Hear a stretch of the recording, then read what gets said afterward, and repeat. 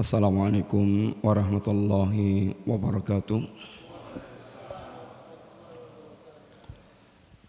Innal hamdalillah wassalatu wassalamu ala Rasulillah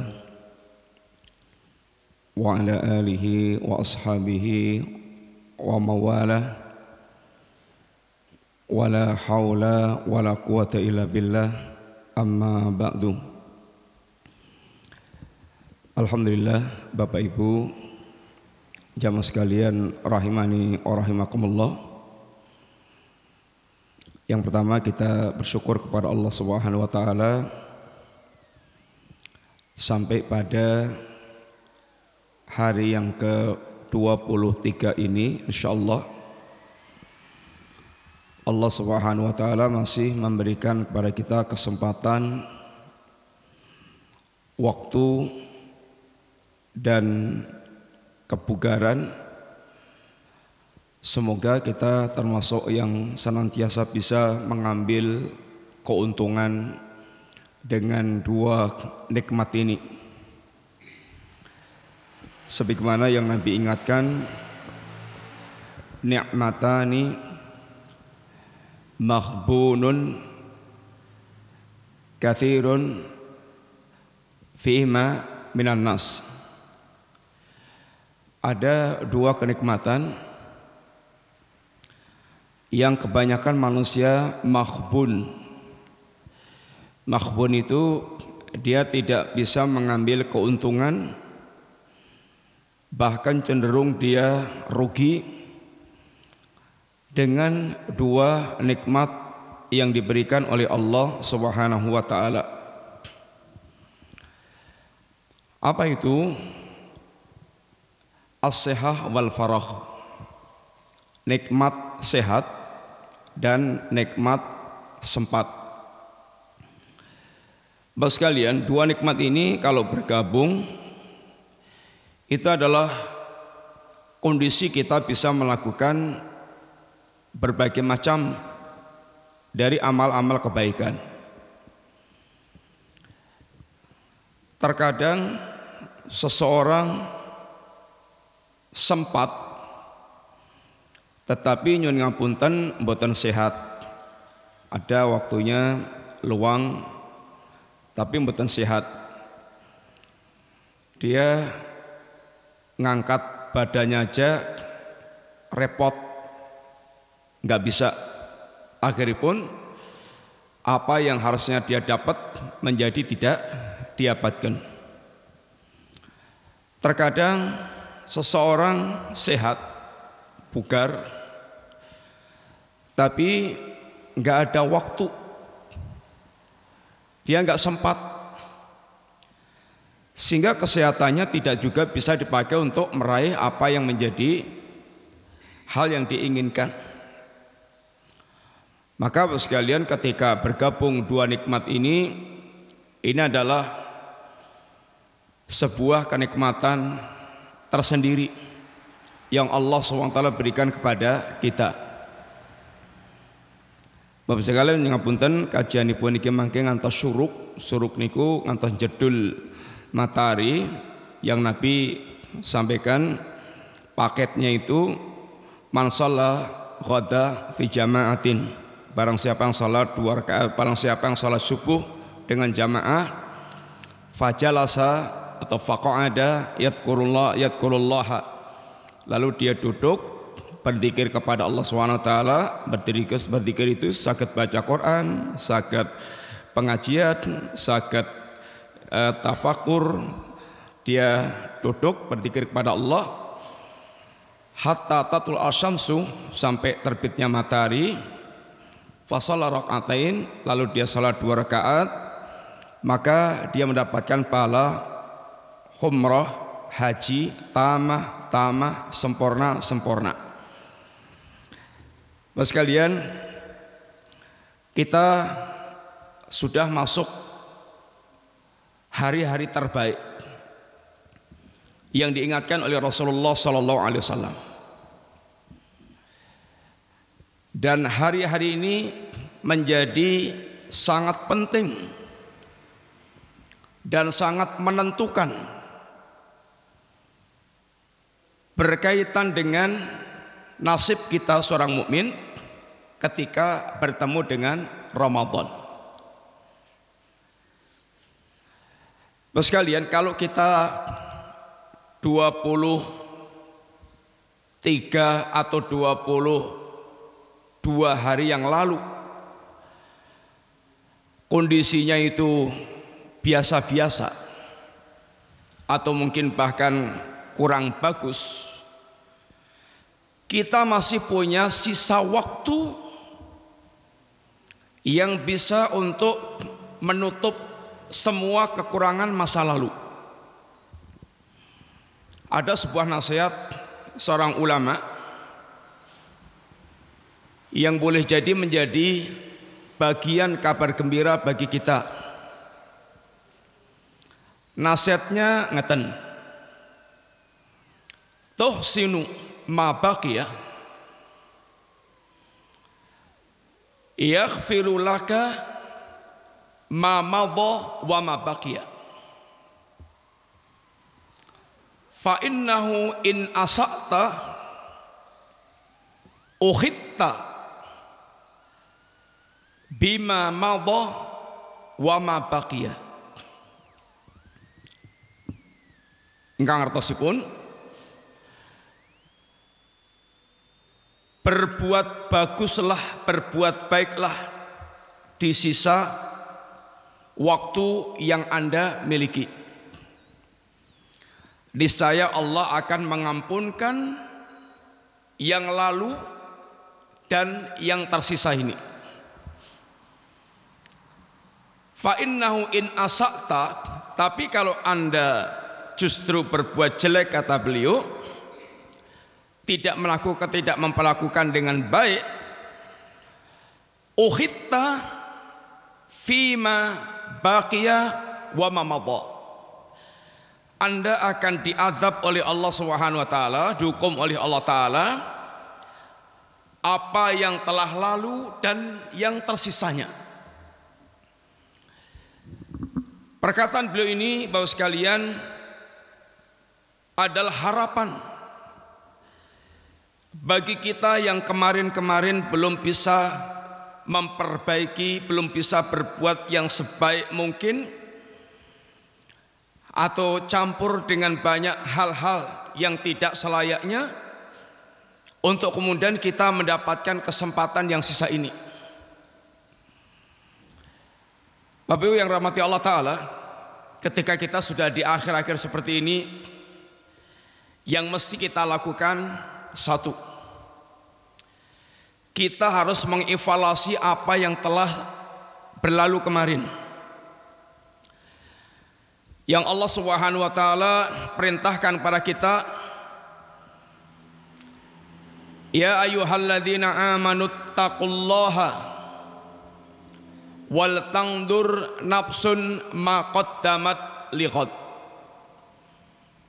wattaqullaha innallaha khabirum bima ta'malun. Wahai orang-orang yang beriman, bertakwalah kepada Allah Subhanahu wa taala, dan hendaknya setiap jiwa, setiap kita memperhatikan untuk hari esoknya, dan bertakwalah kepada Allah Subhanahu wa taala. Sesungguhnya Allah itu maha detail, maha teliti, detail dalam mengetahui setiap amal kita. Ayat ini, Bapak sekalian, dalil kita untuk senantiasa diperintahkan muhasabah. Ada hari yang kemarin dan ada hari esok. Dan hari esok yang dimaksudkan dalam ayat ini adalah saat kita nanti menghadap Allah Subhanahu wa taala, hari-hari setelah kematian kita. Yang Allah perintahkan, wahai orang yang beriman, Allah panggil wahai orang yang hatinya sudah benar-benar memang yakin kepada Allah, sehingga ada pengagungan-pengagungan kepada Allah Subhanahu wa taala. Wahai orang yang hatinya telah yakin akan datangnya yaumul akhir, sehingga dia punya harapan-harapan untuk hidup mulia di hari akhir. Sehingga nasihat ini memang disampaikan oleh Allah untuk orang yang mereka punya harapan hidup yang lebih baik di hari setelah kematiannya. Apabila tidak ada keyakinan itu, nyun ngapunten, nasihat ini tidak akan bermanfaat sama sekali. Apa nasihat Allah? Satu, ittaqullaha, bertakwalah kepada Allah Subhanahu wa taala. Bapak sekalian, ini bekal yang diwasiatkan Allah untuk manusia dari zaman dulu kala sebelum kita sampai sekarang, untuk kita semuanya. Walaqad wasainal ladzina utul kitaba min qablikum wa iyyakum anittaqullaha. Allah Subhanahu wa taala sungguh telah mewasiatkan kepada ahlul kitab sebelum kalian dan kepada kalian juga, anittaqullaha, agar bertakwa kepada Allah Subhanahu wa taala.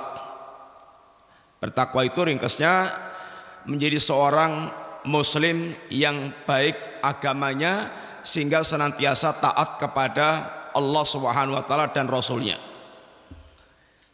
Bapak sekalian, bekal ini yang paling bermanfaat nanti saat kita menghadap Allah taala. Kalau kita tidak membawa bekal ini, nyuwun ngapunten, yang telah sering kita ingatkan, harta yang kita kumpulkan, keluarga yang kita banggakan, hari itu sudah tidak memberikan manfaat apapun. Cenderung bahkan menjadi penyesalan. Yang di dunia mereka ini hari-harinya hanya habis untuk mengumpulkan harta. Hari-hari sampai tuanya hanya habis untuk mengejar jabatan dan kedudukan. Agendanya itu hanya meraih jabatan, mempertahankan jabatan, ternyata sampai matinya dan lupa dengan agamanya. Allah ingatkan, nanti akan datang hari yang Anda akan mengucapkan kalimat ma aghna anni maliya halaka anni sultaniyah, aduh hartaku sebanyak apapun telah tidak berguna, aduh jabatanku, kekuasaanku telah hancur binasa. Kalau kita tidak membawa bekal yang Allah inginkan, yaitu ketakwaan, kita akan menghadapi hari-hari yang sangat sulit. Bapak sekalian, hari itu sekali lagi sudah tidak ada yang peduli dengan kita sama sekali. Walaupun orang yang paling dekat dengan kita sekalipun. Yauma yafirul mar'u min akhihi wa ummihi wa abihi wa sahibati wa banihi likulli imri'in yauma idzin sa'nu yughni. Hari itu setiap orang akan lari dari saudaranya, dari ibunya, dari ayahnya, dari istri dan anaknya, karena masing-masing dibuat sangat repot, dibuat sangat sibuk dengan urusannya sendiri-sendiri. Bisa dibayangkan Bapak sekalian, suasana yang digambarkan oleh Allah SWT, kenapa orang sibuk dengan dirinya sendiri. Kita saja waktu ada gempa 2006, mbok iya nyun ngapunten lagi udom bledeng di kamar mandi, begitu regetek itu ya langsung meloncat, yang penting bisa selamat dari kamar mandi. Sedangkan suasana yang digambarkan Allah Subhanahu wa taala sekalian, ya ayyuhan nasu taqu rabbakum inna zalzalatas saati syai'un azim yauma tarawunaha tathalu kullu murdi'atin amma arda'at wa tadau kullu dzati hamlin hamlaha wa taran nasa sukara wa ma hum bisukara walakinna adzaballahi syadid. Wahai manusia, bertakwalah kalian kepada Allah Rabb kalian. Ketahuilah, kegoncangan hari kiamat itu sangat dahsyat. Hari itu kata Allah, kamu akan lihat setiap wanita yang menyusui, maka anak ini yang disusui akan dilemparkan begitu saja. Setiap wanita yang hamil akan berguguran kehamilannya karena dahsyatnya tekanan-tekanan di hari itu. Kamu lihat manusia itu kayak orang mabuk sempoyongan padahal tidak mabuk, tapi sedang merasakan dahsyatnya azab Allah Ta'ala. Sehingga sekalian, suasana hari itu suasana yang setiap kita tidak akan bisa merasa aman dan tidak bisa menyandarkan kepada siapapun kecuali tinggal amal-amal yang pernah kita lakukan. Itulah yang menjadi pengaman kita pada hari yang sangat dahsyat tersebut. Yang kedua, kata Allah, wal tangdur nafsun ma qaddamat lighad, supaya kita selalu ngecek, cek. Ya ini supaya muhasabah, ngecek apa yang telah dia lakukan untuk hari esoknya. Jangan ngapunten, yang Anda bawa di kantong itu kerikil atau emas, dicek. Yang sudah kita persiapkan yang akan kita bawa ini emas atau kerikil. Jangan sampai kita nanti merasa membawa sesuatu bekal, ternyata bekal itu sesuatu yang tidak bisa kita manfaatkan.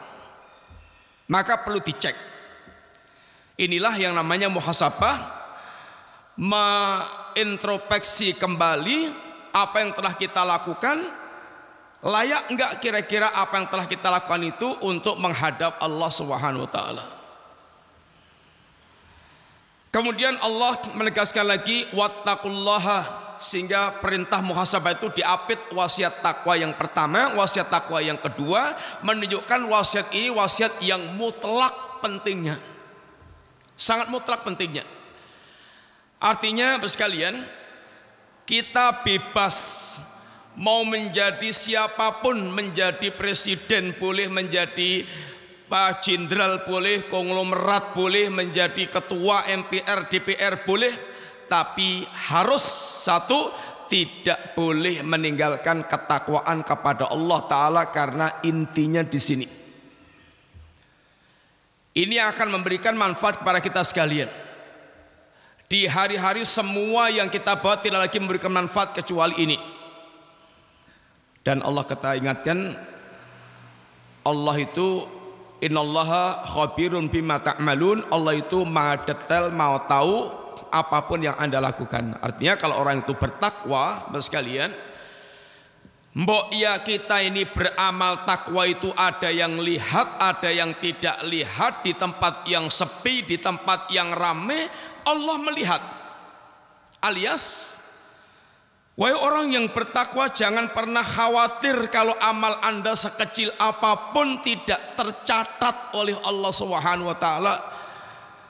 Amal Anda semuanya akan terekap.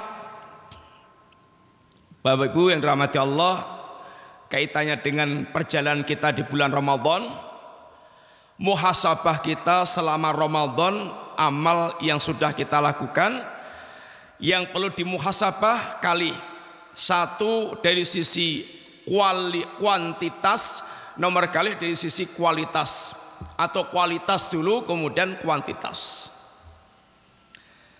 Ampun ngantos kita nanti hanya merasa telah beramal, tetapi amal kita ternyata enggak berkualitas. Yang kita anggap itu pakaian-pakaian yang sudah kita kumpulkan, ternyata nyon ngapunten gumbali mukio, sehingga enggak dipakai atau enggak diterima oleh Allah Subhanahu wa taala. Terus sekalian, dalam setiap amal taat yang kita lakukan itu, yang tertuntut pertama adalah kualitas. Allah mengatakan, huwallazi khalaqal mauta wal hayata liyabluwakum ayyukum ahsanu amala. Dialah Allah Subhanahu wa taala yang telah menciptakan kematian dan kehidupan dalam rangka untuk menguji kita siapa yang terbaik amalnya. Terbaik bukan terbanyak. Bukan siapa yang terbanyak amalnya, tapi siapa yang terbaik amalnya. Setor satu jahitan yang berkualitas bagus itu akan diterima dibandingkan setor jahitan satu truk tapi rusak semuanya. Sehingga amal kita yang pertama kali kita teliti adalah kualitas amal tersebut.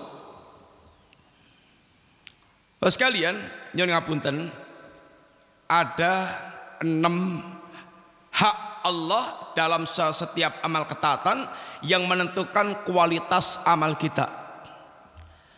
Ada 6 poin yang akan menentukan kualitas amal kita, yang itu merupakan haknya Allah dalam setiap ketaatan yang kita lakukan.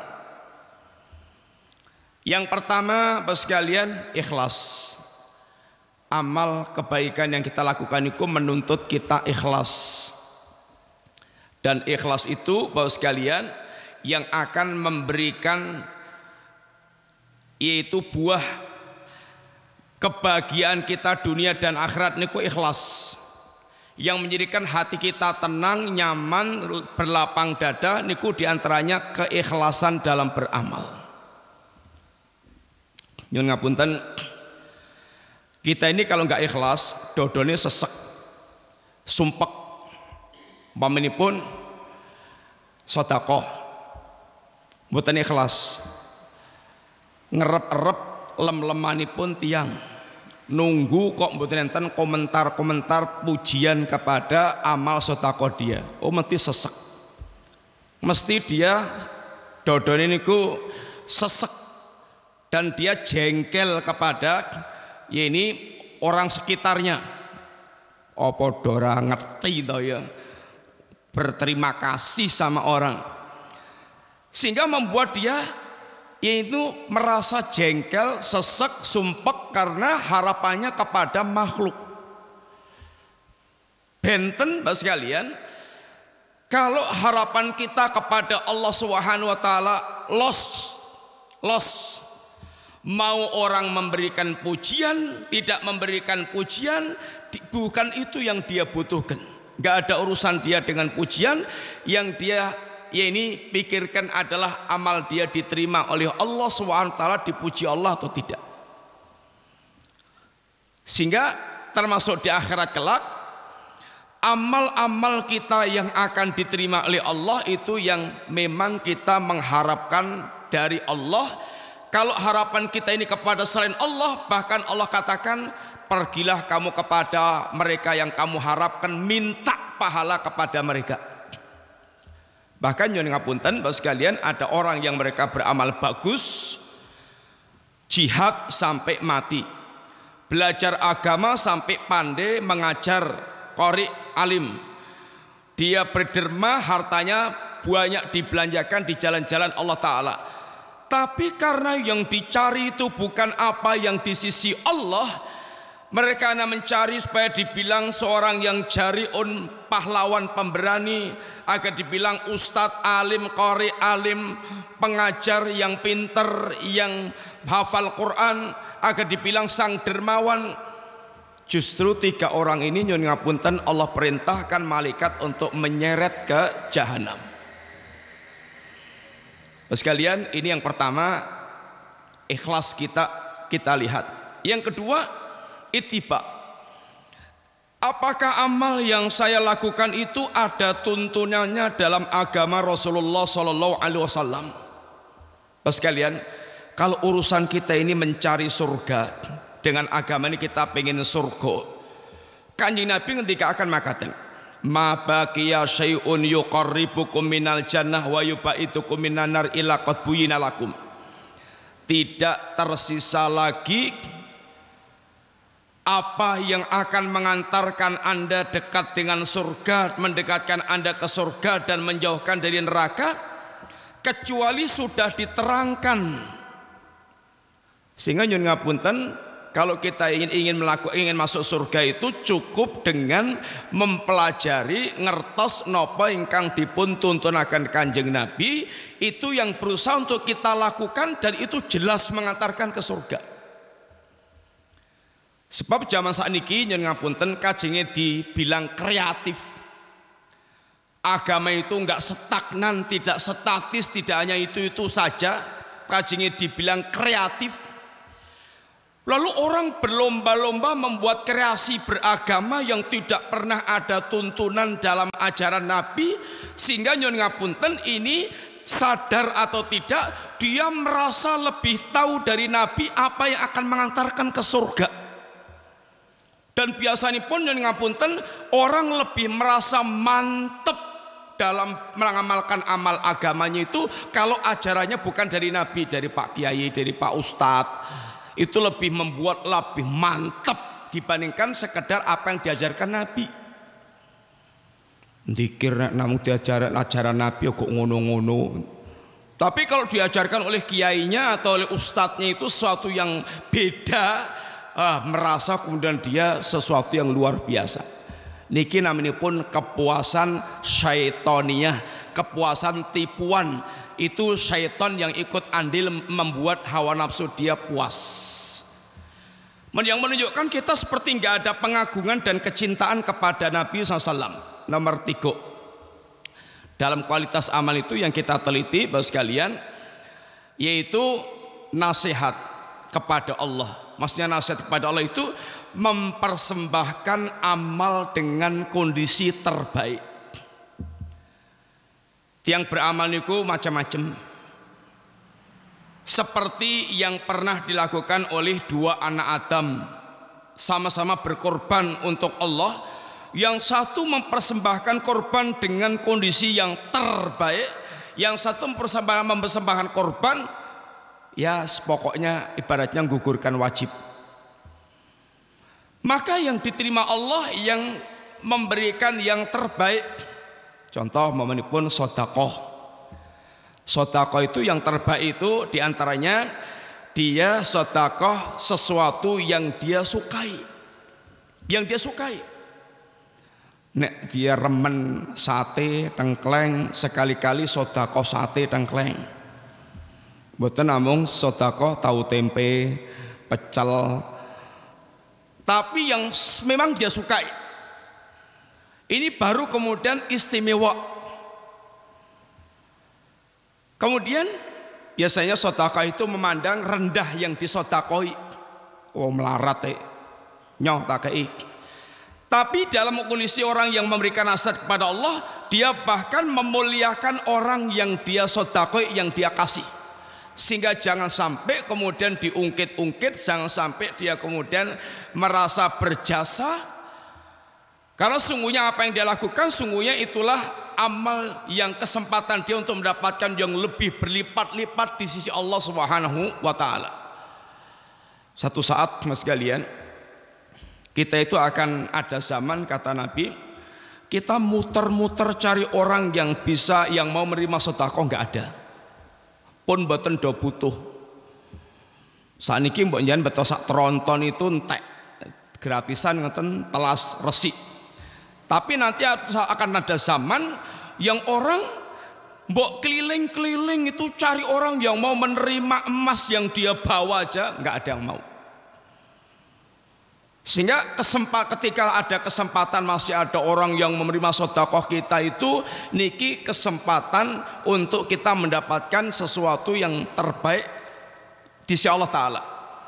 Yang keempat sekalian yang perlu kita koreksi itu, yaitu yang perlu kita ini hadirkan kita beramal adalah ihsan.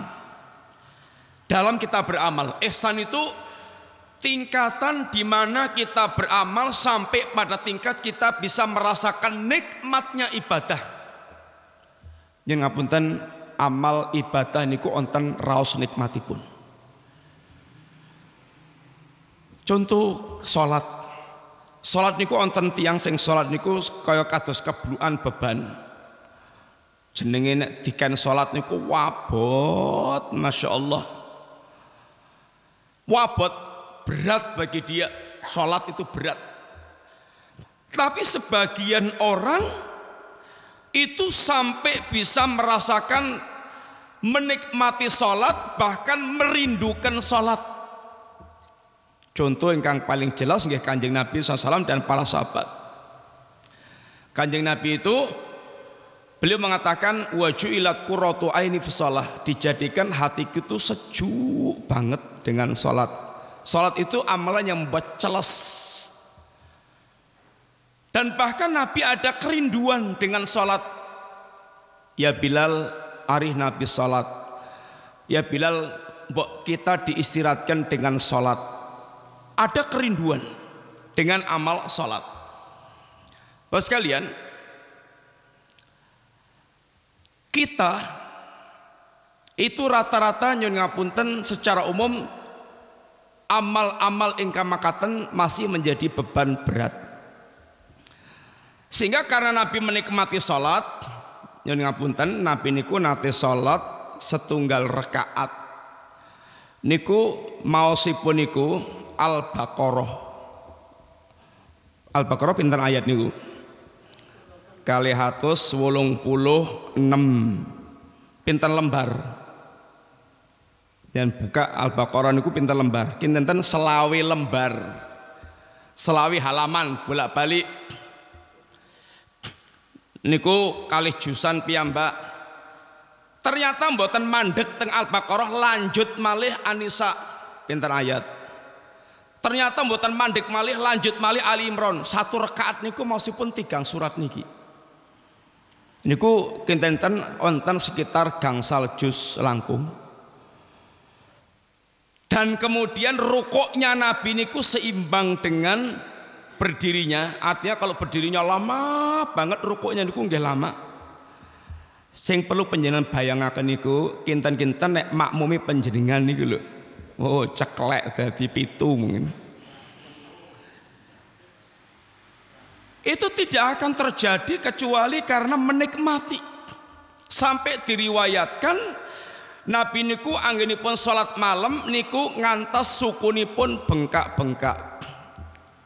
Sami kali kita nggih bengkak-bengkak ning mboten sikile, mripate bedem-bedem mergo turu terus. Sehingga ngantos bedem-bedem mripatipun. Bapak sekalian, ini tingkatan orang yang sudah sampai pada tingkat menikmati. Sehingga kualitas ibadah itu kalau terus dia latih itu sampai pada tingkat menikmati, dan itu sudah merupakan kebutuhan. Tapi niki memang perlu latihan. Harus ada latihan. Semua perkara niku yang namanya ingin di puncak prestasi itu mesti semuanya butuh latihan. Ajeng dados pemanah yang ulung, dados pelari yang ulung, akan menjadi seorang atlet yang memang bagus, semuanya kedah ngagem latihan. Termasuk ibadah. Yang kelima, Bapak sekalian, haknya Allah dalam ibadah yang kita lakukan itu adalah su'udu minatillah. Ketika kita melakukan kebaikan itu, kita betul-betul yakin bahwa kemampuan kita melakukan amal ibadah ini bukan karena hebatnya kita, bukan karena kita ini orang yang top markotop, tapi semata-mata ini karunia Allah Subhanahu wa taala. Karunia Allah taala. Kita saged sholat, saged poso, saged zakat, saged haji, bisa menjadi orang yang baik. Seandainya bukan karunia Allah, mungkin kita jadi preman pasar, terminal, kemudian uraan, nggak kenal masjid. Sehingga ketika kita betul-betul menyaksikan nikmat Allah yang Allah berikan kepada kita, hati kita dibukakan Allah, dimudahkan Allah melakukan amal-amal ketaatan, kita betul-betul bersyukur kepada Allah. Alhamdulillah, Allah Subhanahu wa taala membukakan hati saya untuk kemudian bisa dipun gampilaken melakukan amal-amal kebaikan. Sehingga tidak akan terkena ujub dan tidak akan terkena sombong dengan amal yang dia lakukan. Dan kepada orang yang Allah belum bukakan hatinya, cenderung dia menyayangi, dia mendoakan bagaimana orang itu pun juga kemudian bisa mendapatkan nikmat seperti yang telah dia rasakan, nikmat dari Allah Ta'ala. Yang keenam, Bapak sekalian, setelah kita betul-betul berusaha untuk mewujudkan kebaikan-kebaikan amal ibadah tadi itu, yang keenam itu menghadirkan perasaan selalu adanya kekurangan di dalam amal yang kita lakukan, sehingga berusaha untuk selalu meningkatkan kualitas. Bapak sekalian, kalau kita mau jujur, setiap ketaatan kita ini selalu ada celah kekurangan, bahkan sangat banyak. Yang ngapunten, ketika kita sholat dari takbiratul ihram itu kadang-kadang sadaripun sholat niku nek pun salam,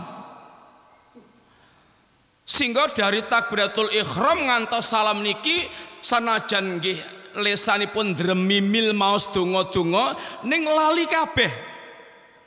Sebab pikiranipun niku teng pundi-pundi, enten sing teng pasar, wonten ingkang teng toko, wonten ingkang teng rancangan napa ingkang badhe dipun rancang dinten niki, sehingga gonta-ganti sampai salatipun niku mboten sadar dia sedang salat, sehingga dia tidak memahami, tidak menyimak setiap yang dibaca di dalam salat, sehingga kita betul sesungguhnya banyak kekurangan-kekurangan yang selalu kita dapatkan dalam setiap amal ibadah yang kita lakukan. Ini yang mesti kita hadirkan dalam diri kita sekalian.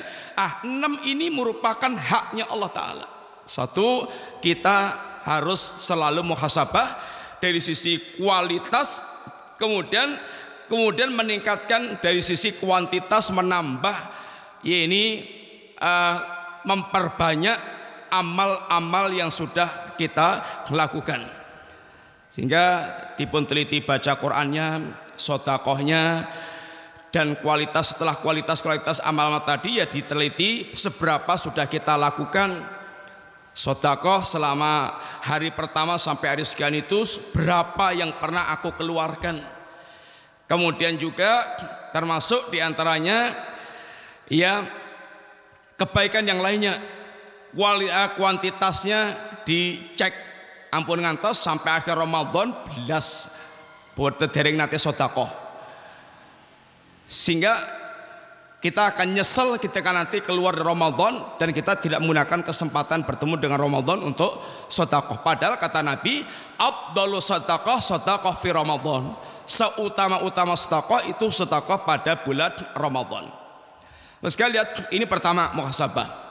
Nomor kali, mas sekalian, ketika kita masuk akhir-akhir Ramadan ngeten niki, itu yang harus kita lakukan diantaranya adalah, yaitu kita harus punya target Ramadan kita husnul khatimah. Husnul khatimah. Sebab nasib amalan itu ditentukan oleh akhirnya. Nabi ngendikaken, innamal a'malu bil khawatim. Amalan itu ditentukan dengan penutupannya. Kalau dalam skala besar, sekalian, Nabi ngendikaken, inna rajula la ya'malu bi amali ahli jannah hatta ma baina wa bainaha illa dhira' fayamalu bi amali ahli nar fayadkhuluha. Ada seorang yang mereka ini beramal dengan amalannya ahlul jannah dhahiripun, karena Nabi menjelaskan di hadis yang lainnya, ini yabtu fimalin nas, yang nampak dalam pandangan manusia dia beramal dengan amalan dhahir orang soleh, sehingga kelihatannya soleh, yang nampak dalam pandangan manusia. Sampai jarak antara dia dengan surga itu digambarkan Nabi tinggal sejengkal, kurang saknyu ibaratnya pun bersurga. Tapi fayak malu bi amali ahli nar, kemudian akhir hayatnya niku dia beramal dengan amalannya ahli neraka, fayat khuluha, penutupan amal dia dengan amalan ahli neraka itu menjadi sebab dia untuk masuk ke dalam neraka. Sekalian, pertanyaannya, apa ada orang yang mereka beramal dengan amalan ahlul jannah kok pada akhirnya menjadi ahli neraka? Sampun dipenerangkan kalau wau, ini kebiasaannya orang seperti ini, dia punya maksiat yang tersembunyi. Ada orang kalau di tampilan orang banyak itu kelihatan soleh, bajunya kelihatan baju orang soleh, kemudian amalnya kelihatan amal orang soleh. Tapi nyun ngapunten, ketika dia sendirian itu dia tampil brengsek, seakan-akan tidak mengenal Allah sehingga tenggelam dalam perbuatan maksiat. Dan ini ada. Dan fenomena kayak gitu ada napa melih di zaman kita sekarang ini.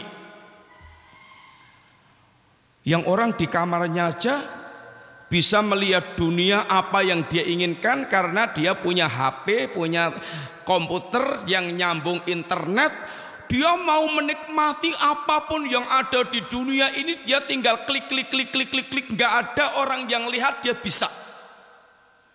Dan ini sangat berbahaya.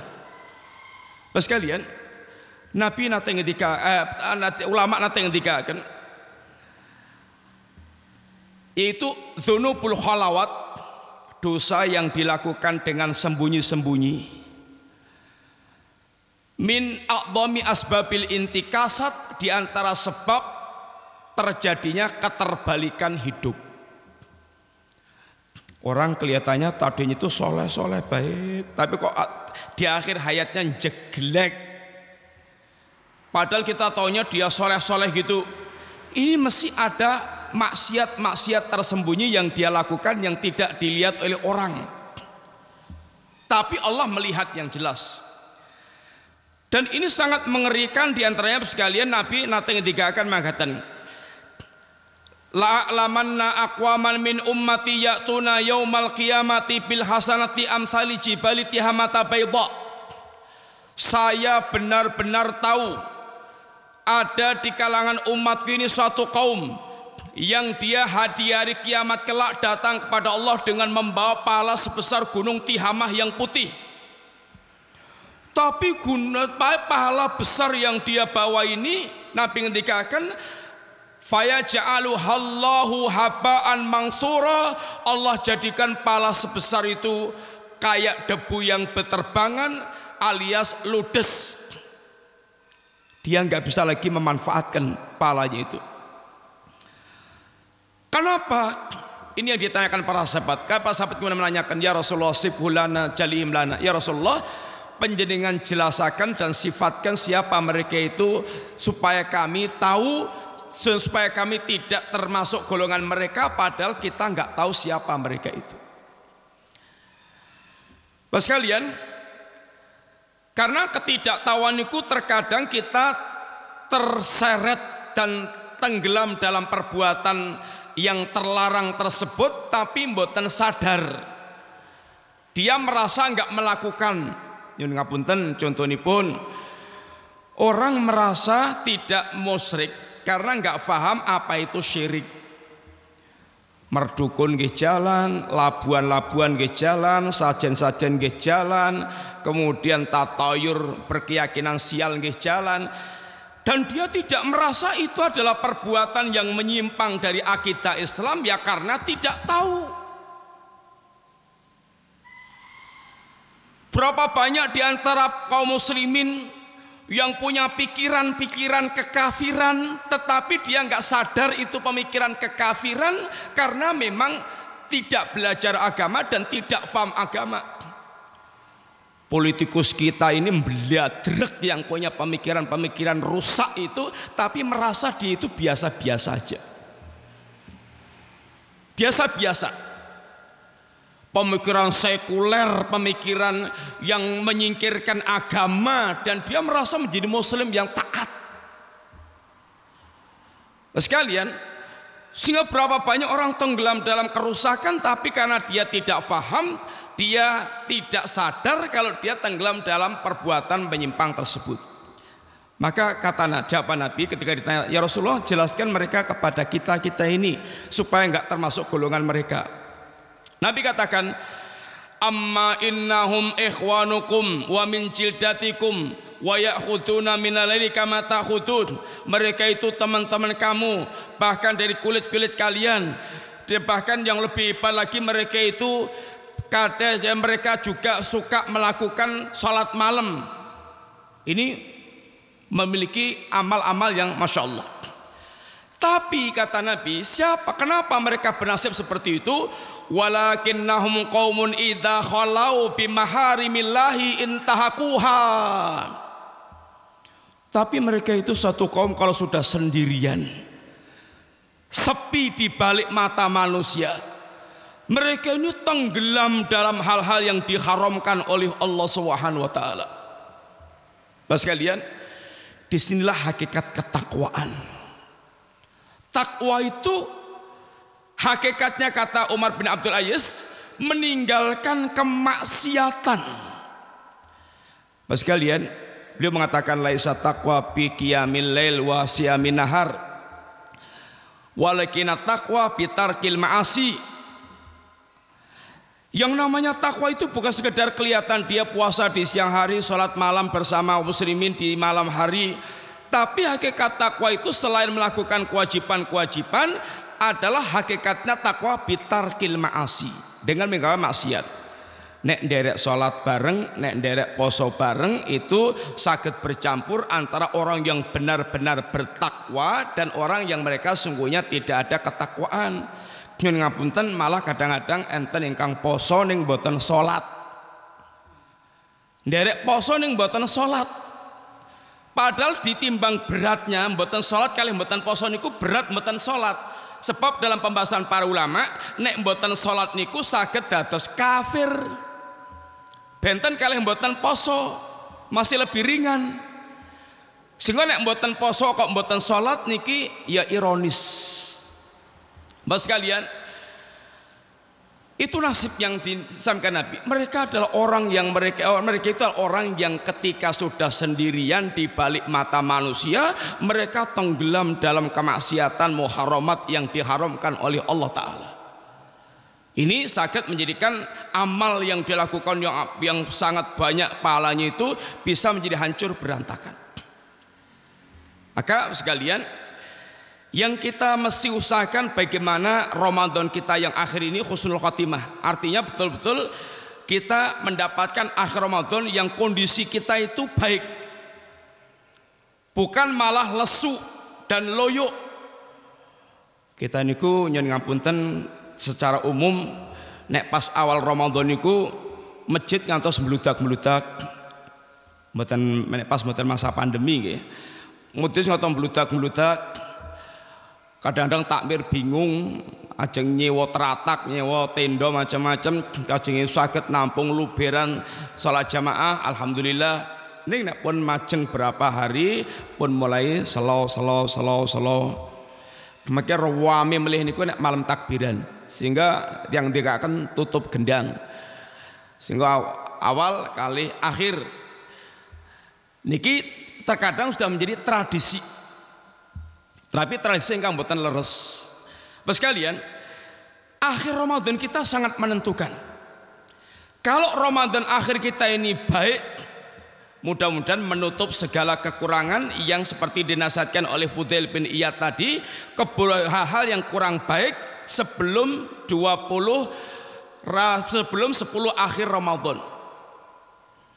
Yang ketiga, Bapak sekalian, mental kita menghadapi akhir Ramadan ini kedah betul-betul kita bermental sang pelomba dan bercita-cita menjadi sang juara.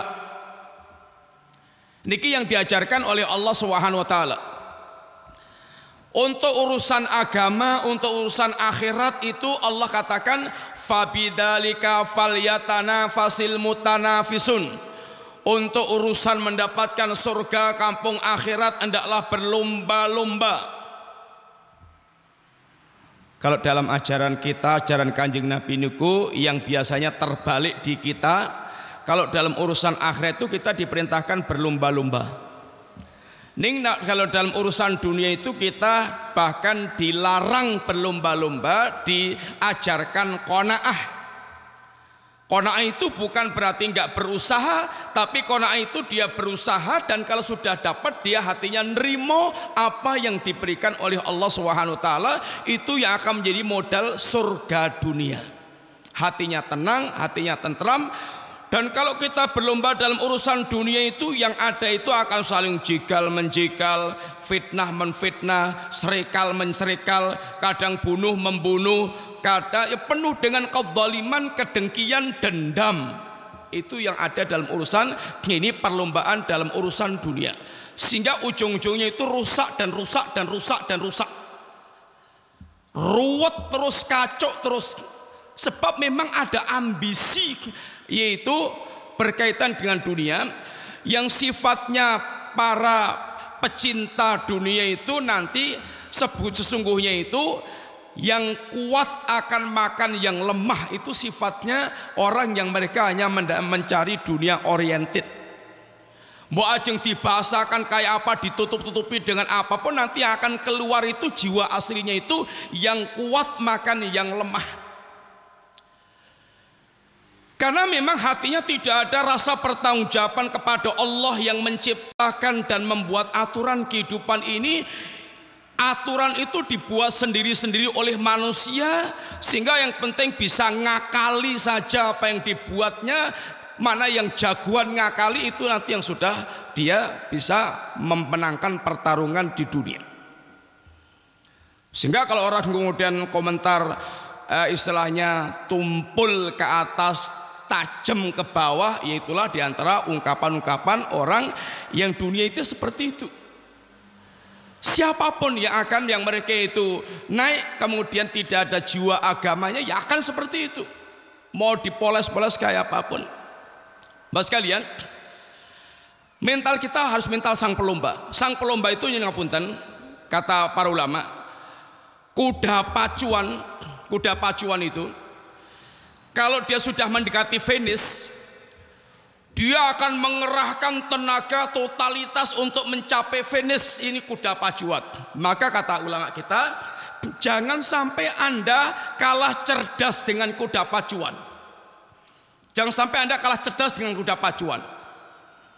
Seorang mukmin diajarkan untuk bermental sang juara, dan doanya pun waja'alna lil muttaqina imaman. Ya Allah, jadikan aku imamnya orang yang bertakwa, bukan hanya orang bertakwa yang biasa, tapi bagaimana menjadi orang bertakwa yang posisinya di depan, menjadi pelopor, menjadi orang yang menjadi teladan contoh imam, sehingga mentalnya sang juara. Kalau orang seperti ini, Mas sekalian, ini dia akan memiliki semangat yang tinggi. Surga niku mi'atu darajah, ada 100 derajat, ada 100 tingkatan surga. Setiap satu tingkatan ke tingkatan yang kedua itu jaraknya 100 tahun perjalanan. Kalau tingkat yang ke 100 berarti jaraknya pinten tahun niku? 100 ping 100 pinten niku? 10.000 tahun perjalanan. Dan kita kalau minta, kata Nabi, jangan tanggung-tanggung. Wa idza sa'altumullaha fas'alul jannatal firdaus.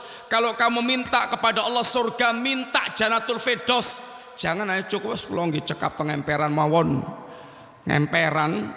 Lah wong kita kalau gaji ditawari gaji 20 yuta, kalau 500.000 pilih yo 20 yuta. Tapi kalau urusan surga cekap teng emperan. Bos kalian, ini yang diajarkan Nabi. Sehingga ini akan memberikan kepada kita motivasi untuk selalu menjadi orang yang terbaik dalam setiap amal kebaikan kita. Walaupun nanti dalam prakteknya target-target itu meleset, tapi itu sudah ada usaha paling boten. Ada upaya. Memang ada niat. Benten orang yang ada niat dengan tidak ada niat. Kata Allah Subhanahu wa taala, "Lau aradul huruja la'atu uddatan." Kalau memang dia itu niat untuk ikut berperang keluar bersama dengan Nabi, pasti sudah siap-siap. Kenapa kok nggak siap-siap ikut bergabung dengan Nabi, orang-orang munafik itu? Karena memang nggak ada niat, nggak ada niat. Kalau kita ada niat untuk menghidupkan 10 yang terakhir, untuk meraih Lailatul Qadar, untuk meraih yang terbaik di malam ini, di malam-malam yang 10 ini, kita pasti akan betul-betul bersiap-siap, kata orang Jawa niku wis tak niati. Nek pun kondo wis tak niati niku rawi-rawi rantas malang-malang putung, oh dia akan berusaha untuk mendapatkannya. Dia siapkan untuk dia mendapatkan apa yang dia targetkan. Nah sekalian, yang terakhir, ampun kesupen tansah ndonga dumateng Allah Subhanahu wa taala. Kita ini dhaif, kita ini lemah, kita ini sangat gampang loyo. Kekuatan yang hakiki ini adalah milik Allah Subhanahu wa taala, maka hendaklah senantiasa kita minta tolong kepada Allah taala. Inilah hakikat kalimat iyyaka na'bud wa iyyaka nasta'in. Hanya kepada Allah kita beribadah, dan kita ini tidak akan bisa mewujudkan ibadah kecuali dengan kita betul-betul minta tolong, kecuali dengan pertolongan Allah Subhanahu wa taala.